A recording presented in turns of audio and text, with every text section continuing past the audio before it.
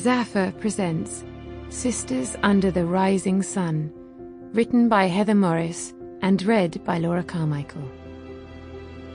We invite you to stay tuned after the audiobook for more on the incredible real-life women that have inspired this book, and hear full performances of some of the music that forms such an integral part of their story. But first, a note from the author. Hello, dear listener. Author Heather Morris here. I wanted to take a moment to thank you for choosing this audiobook. I am so honoured to be able to tell the story of these extraordinary women, to tell you of their courage and resilience in face of the unimaginable. This book is dedicated to nurses everywhere, past, present and future. You make the world a better place. To Sally and Sean Conway, thank you for sharing your grandmother's story. Norah Chambers. To Kathleen Davies, Brenda Pegram, and Deborah Davies, thank you for sharing your cousin's story. Nesta James, Noy.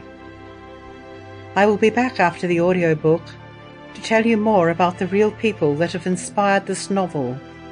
But for now, enjoy and immerse yourself in their story.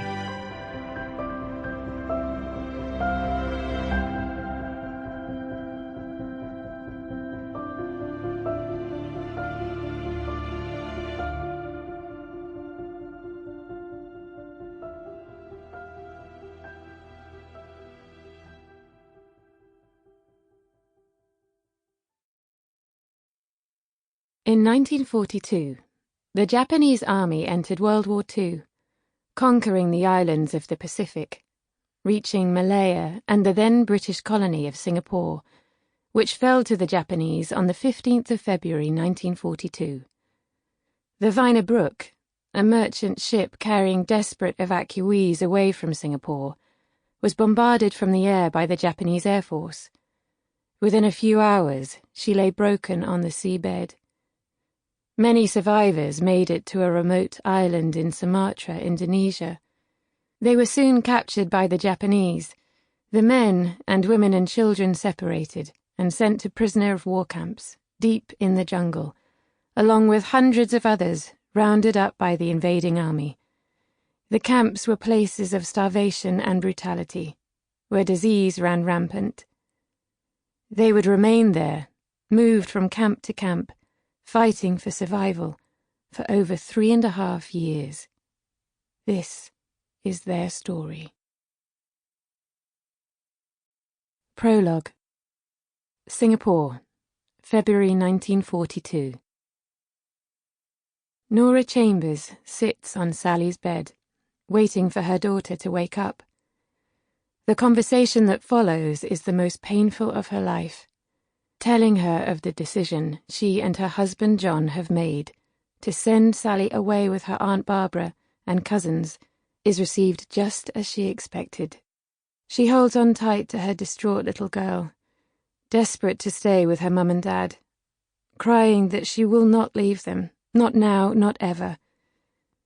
Even when her 2 cousins burst into the room, full of the news that they are about to embark on an adventure and sail the seas, no less, Sally barely registers their presence. "Sally, we're going to Australia," they chant, "on a big ship."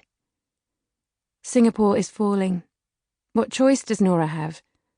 John is in hospital with typhus. As soon as he is better, they will follow, she promises Sally.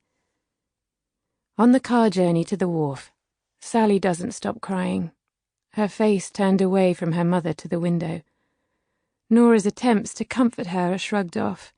As they walk to the boat, Sally wraps her small arms tight around her mother's waist. It's going to be hard to let go, for either of them. An explosion nearby only compounds their fear, their terror of what lies ahead, and Sally's cries erupt into petrified screams. Norah is frozen, numbed by the horror. Sample complete. Ready to continue?